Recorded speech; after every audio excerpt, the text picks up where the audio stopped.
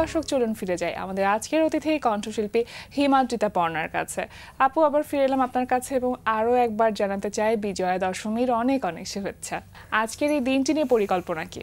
খুব মজা করে থাকি। মাকে বরণ করা হয়, পান পাতা দিয়ে বরণ করা হয়, মিষ্টি খাওয়ানো হয়, তার সাথে সাথে সিঁদুর খেলা হয়, মায়ের সিঁথিতে সিঁদুর দেওয়া হয়। যেহেতু মা বিবাহিত, তো সেহেতু তাকে সিঁদুর দিয়ে আমরা সবাই বরণ করি এবং পায়ে আমরা সিঁদুর দিই। সিঁদুর দেওয়ার পর তারপর আমরা সিঁদুর খেলি, সবাই যার যার মতো করে গালে নাকে ইচ্ছে মতো করে সিঁদুর খেলা হয়। মানে পারিবারিক একটা আবহে দিনগুলো উদযাপন করা হয়। পারিবারিক বলবো না, আমরা ধরুন আমি যে কোনো একটা মণ্ডপে গেলাম, সেই মণ্ডপে যারাই রয়েছেন সবাই সবার সঙ্গে আমরা পরিচিত হোক বা অপরিচিত হোক কোনো ব্যাপার না, সেটা আমরা সবাই সবার সঙ্গে একদম মিশে যাই এবং সিঁদুর খেলাতে মেতে থাকি। আচ্ছা, গানের কোনো অনুষ্ঠান থাকে? হ্যাঁ, গানের তো অনুষ্ঠান থাকে বলতে হচ্ছে 4টে দিন থাকে, তবে দশমীর দিন রাখা হয় না।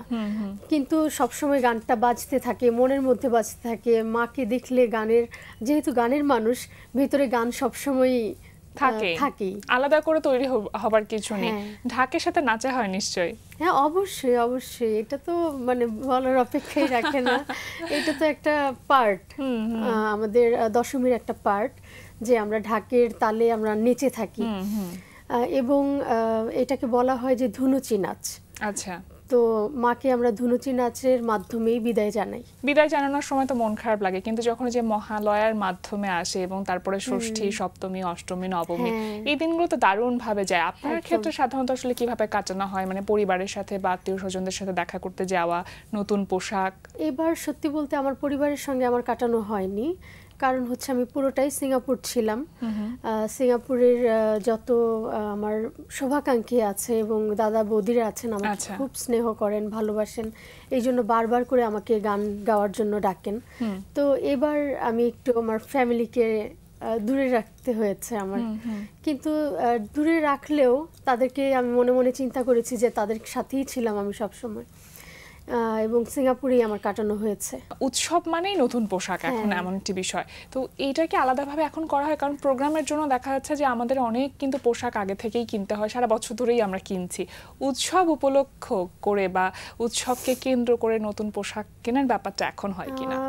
এখনো হয় না যে তা না, তবে একটু কমে গেছে, মানে আনন্দটা কমে গেছে, তবে কেনা হয়। ছোটবেলায় ব্যাপারটা অন্যরকম ছিল। ছোটবেলায় হতো কি, যে আমার মনে আছে যতটুকু, যে যখন আমাদের 4-5টা দিন থাকে, তো সেই 5টা দিনের জন্য 5টা পোশাক লাগবে, না হলে কান্নাকাটি শুরু হয়ে যেত এবং মন খারাপের বাবা মার কাছে বায়না থাকে, একটা জামা হলে হবে না, একদম 5 দিনে 5টা জামা লাগতো। এবং সবচেয়ে বড় যে বিষয়টা, সেটা হচ্ছে জামা কাপড় কাউকে দেখানো যাবে না।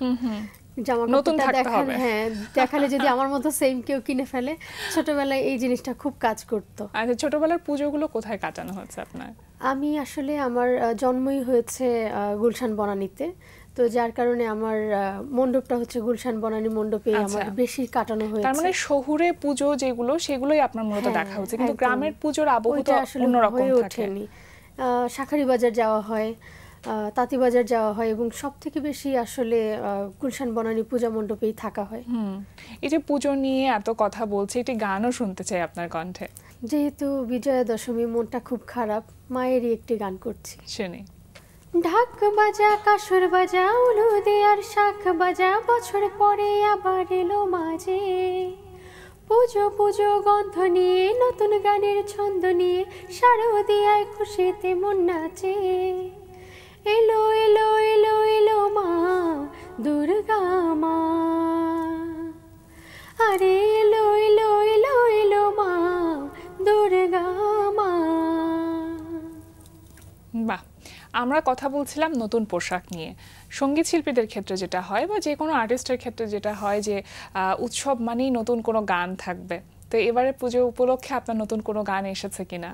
এবার পুজো উপলক্ষে আমার নতুন কোনো গান আপাতত নেই, তবে পুজোর পরে আমার কিছু প্ল্যান আছে, ওগুলো আমি বের করবো। এবং আমি সিঙ্গাপুর থেকে অনেকগুলো গান আমি শুট করে এসেছি কভার সং হিসেবে, এবং আমার মিউজিক ভিডিও সিঙ্গাপুর থেকে করা হয়েছে, তো সেগুলো আমি বের করব। সর্বশেষ কোন গানটি আপনার রিলিজ হয়েছে? মায়ায় বেঁধেছ। সেটা কি আপনার নিজের ইউটিউব চ্যানেলের জন্য না অন্য কোনো প্ল্যাটফর্মের জন্য? না, এটা আমারই বলা চলে, আবার অন্য কোনো প্ল্যাটফর্ম এটাও বলা চলে, দুটো থেকেই বেরিয়েছে। আচ্ছা, এখনকার শিল্পীরা কিন্তু সাধারণত ওই যে সোশ্যাল মিডিয়া বেসড বা ইউটিউব বেসড কাজগুলো বেশি করছেন নিজের চ্যানেলের জন্য।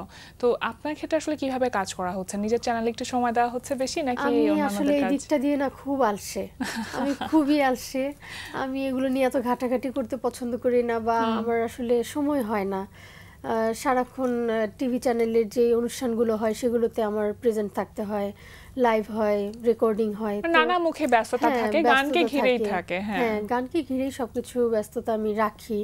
তবে ব্যস্ত আমি একটু কম থাকতেও পছন্দ করি, এই কারণে যে আমার কাছে মনে হয় যে আমি যদি নিজেকে নিজের মতো সময় না দিই তাহলে আমি ঠিকঠাক করে কোয়ালিটি কাজটা হবে না, গানটা আমি করতে পারবো না। এবং আমি খুব বেছে কাজ করি, যেখানে আমার ভালো লাগবে আমি শুধু সেখানেই গান করব। যেমন দেশের আমি কিন্তু খুব কম শো করি। যখন আবার বাইরের কান্ট্রিতে আমাকে ডাকা হয়, আমার রিলেটিভস যারা থাকে বা আমার শুভাকাঙ্ক্ষী অনেকে আছে, সেখানে কিন্তু আমি দৌড়ে ছুটে চলে যাই এবং আশায় থাকি যে কখন আমাকে ডাকবে। এবং সিঙ্গাপুর থেকে আমাকে প্রত্যেক বছর আমাকে ডাক দেওয়া হয় দুর্গাপূজার সময়। এবং আমি আবার যাব কালী পুজোতে, আমাদের সামনেই আছে দীপাবলি, দীপাবলিতে আমি সিঙ্গাপুরে গান করব। স্টেজ শো প্রচুর করা হচ্ছে দেশের বাইরে, থাকে না কিছু মেমোরেবল স্টেজ শো যেটা কখনো ভুলতে পারবো না, এমন কোন স্টেজ শোর কথা যদি শেয়ার করতে চান? আমার মনে হয় কি ওখানে যারা বাস করে, যারা প্রবাসী বাংলাদেশী যারা আছেন, হ্যাঁ প্রবাসী যারা আছে, আমার কাছে একটা জিনিস এত ভালো লেগেছে যে আমি যখন কোনো একটা ফানি গান করছি, কোনো একটা উৎফুল্ল আকারে গান করছি, ওরাও না উৎফুল্ল হয়ে যাচ্ছে, ওরাও খুব নেচে উঠছে গানের তালে তালে। সাথে আপনি রিঅ্যাকশনটা দেখতে পাচ্ছেন? হ্যাঁ, দেখতে পাচ্ছি। আসলে অডিয়েন্সকে কাছে পেতে হলে কিন্তু আমার স্টেজটাই, ওপেন স্টেজটা কিন্তু খুব ইম্পর্টেন্ট। একদম। তো সেই জায়গায় আমি দেখেছি যে ওরা যখন আমি ফানি গান করি বা একটু রোমান্টিক গান করি, ওরা রোমান্টিক হয়ে যাচ্ছে। আবার যখন দেশের গান গাই তখন ওরা কাঁদছে। এই বিষয়টা আমি খুব অবাক হই এবং আমি খুব স্মৃতিকাতর হয়ে যাই তখন। মৌলিক গানের কাজ কি মানে করা হচ্ছে এখন? হ্যাঁ হ্যাঁ, এখন সেটারই প্ল্যান চলছে। আসলে ইন্ডিয়াতে অনেকগুলো গান আমার রয়ে গেছে। তো কতগুলো মৌলিক গানের কাজ এখন পর্যন্ত করা হচ্ছে? মৌলিক গান আমি অনেক করেছি, তবে সেগুলো সব বিটিভি থেকে। তবে আমি নিজের মৌলিক গান নিজে যেটা বের করেছি সেটা আমি একটিই বের করেছি, এবং সামনে অনেকগুলো 7-8-10টার মতো আসবে। সেটা আমি বলতে পারি যে নেক্সট আমার অনেকগুলো গান বেরোবে। আরো একটি গান শুনতে চাইবো আপনার কণ্ঠে, কোন গানটি শোনাবেন? এবারও একটু মায়ের গানই শোনাই। ঠিক আছে। মাগো তুমি সর্বজনীন আছো হৃদয় জুড়ে, মাগো তুমি সর্বজনীন আছো হৃদয় জুড়ে, মা আমি মাদার একই ভুলি তাকি করে, মা আমি মাদার একই ভুলি তাকি করে, মাগো তুমি সর্বজনীন আছো হৃদয় জুড়ে। পুজোর সময় তো অনেক রকম মিষ্টান্ন খাবার থাকে, অনেক ভেজিটেবলস থাকে, অনেক কিছু খাওয়া হয়। তো আপনার কি নিজের কখনো রান্না করা হয় কিনা, মানে পুজোর সময়? আমি পুজোর সময় খিচুড়িটা রান্না করি। আমার বাসার মানুষ খুব পছন্দ করে আমার হাতের খিচুড়ি। এছাড়া আমি খুব একটা বেশি কিছু পারি না। এখন এত সঙ্গীত শিল্পী, তার মধ্যে গান রিলিজ করার একটা প্রবণতা আমরা দেখছি যে প্রতিনিয়ত, প্রতিদিন, প্রতি মুহূর্তে আসলে প্রচুর গান রিলিজ হচ্ছে। শ্রোতা দর্শকদের কাছ পর্যন্ত নিজের গানটাকে নিয়ে যাওয়া বা প্রমোট করা, এই যে একটা মার্কেটিংয়ের ব্যাপার, এটা একটু কঠিন বলে মনে হয় কিনা এই সময়ের জন্য, নাকি সহজ বলে মনে হয়? আমি একটু পজিটিভলি সবসময় চিন্তা করি। অনেক সময় হয় কি যে আমরা পছন্দ করে থাকি কিন্তু সেই আগের দিনের গানগুলোই। সাবিনা ইয়াসমিন, শ্রদ্ধেয় শিল্পী রুনা লায়লা ম্যাম যে গানগুলো গেয়েছেন ওগুলো কিন্তু কখনো পুরনো হবার নয়। এখন যেই গানই বেরোক না কেন, এই গান কয় দিনের জন্য টিকবে? শুধু কয়েকটা দিনের জন্য কিন্তু মানুষ সেটাকে, কোন গানগুলো টিকবে সেটা হয়তো আমাদের সময়ের পর খানিকটা ছাড়তেও হবে। যে হয়তো 25 বছর বা 30 বছর যদি গানটা টিকে থাকতে পারে তাহলে হয়তো আমরা ধরে নিতে পারি সেটা কালজয়ী গান। হ্যাঁ, কিন্তু আমি মনে করি যে শ্রদ্ধেয় শিল্পী সাবিনা ইয়াসমিন, রুনা লায়লা ম্যাম, ওনারা যে গানগুলো গেয়েছেন, শাহনাজ রহমতুল্লাহ ম্যাম, ওনারা যে গানগুলো গেয়েছেন ওগুলো যদি আমরা গাই, মানে প্র্যাকটিস হয়ে যায়, গলার আর কিচ্ছু লাগে না, প্র্যাকটিস হয়ে যায়। তাই এখন যে নতুন গানগুলো রয়েছে বা বের করছে যারা, সবাইকে আমি খারাপ বলবো না, সবার গান আমি খারাপ বলবো না, কিছু কিছু থেকে বেশি ওগুলো আসলে টিকবে না বা টিকছে না।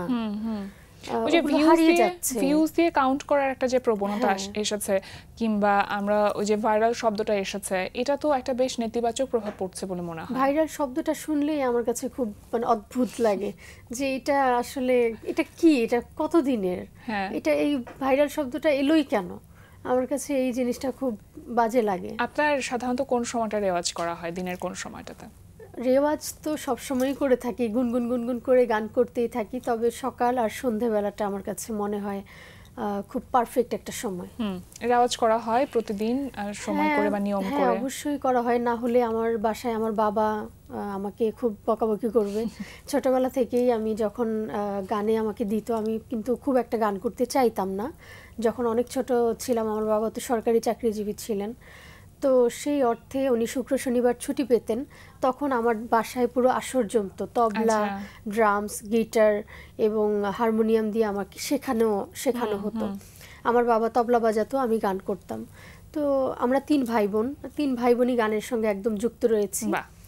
তো শুক্র শনিবার আমি চাইতাম যে একটু ঘুমোতে, স্কুল নেই, কিছু নেই, কিন্তু বাবা সেই সকালবেলা উঠিয়ে প্র্যাকটিস করাতে, ছুটিটা আর কাটানো হতো না গানের জন্য। ওই গান মানে আমি অনিচ্ছাকৃতভাবে গান গাইতে গাইতে কখন যে গানের প্রেমে পড়ে গেলাম সেটা নিজেও বুঝতে পারলাম না। শিল্পী হয়ে ওঠা এটা একটা রাস্তার মতন, যেটা শুরু আছে কিন্তু শেষটা আসলে নেই। এই রাস্তাটা যেন সুন্দর হয় সেই প্রত্যাশা করছি। আপনাকে অসংখ্য ধন্যবাদ আমাদের আয়োজনে এসে সময় দেওয়ার জন্য। সবশেষে আপনার কণ্ঠে আরো একটি গান শুনবো, তবে তার আগে আমি দর্শকদের কাছ থেকে বিদায় নিয়ে আসি। প্রিয় দর্শক, এতক্ষণ কথা হচ্ছিল অতিথির সঙ্গে, এবার সময় হলো বিদায় নেবার। আমাদের অনুষ্ঠান সম্পর্কে আপনার যে কোনো মতামত ও পরামর্শ জানাতে লিখুন এই ঠিকানায়। প্রযোজক দিন প্রতিদিন, Bangla vision, note tower, 110 বীরত্তম CR Dutta road, Dhaka 1205, phone 96320303-4। আমাদের ইমেইল অ্যাড্রেস dinprotidin@banglavision.tv। ইংরেজ কবি ফ্রান্সিস কোয়ারলেসের একটি উক্তি বলে বিদায় নেব আজ। তিনি বলেছেন, সন্দেহপ্রবণ মন এক বৃহৎ বোঝা স্বরূপ। প্রিয় দর্শক, সবাই ভালো থাকুন, সুস্থ সুন্দর থাকুন। আজ সারাদিন সবার জন্য শুভ ও কল্যাণময় হোক। এবার গান। দর্শকের জন্য এটুকু বলবো যে আমরা বাংলা গান করি, অনেক কষ্ট করে করি, রোদে পুড়ি, বৃষ্টিতে ভিজে, একটা 5 মিনিটের গান আমরা অনেকটা সময় নিয়ে করা হয়, এবং আপনাকে তার সাথে অনেক অনেক ধন্যবাদ জানাই এবং শুভেচ্ছা জানাই দশমীর। এবং আমাদের ক্যামেরার পেছনে যারা রয়েছেন, যারা না থাকলে আমরা কিছুই নয়। কোন গানটি আমরা শুনছি সবশেষে? এবার খুব পছন্দের একটি গান, মঙ্গলদ্বীপ জেলে। শুনি।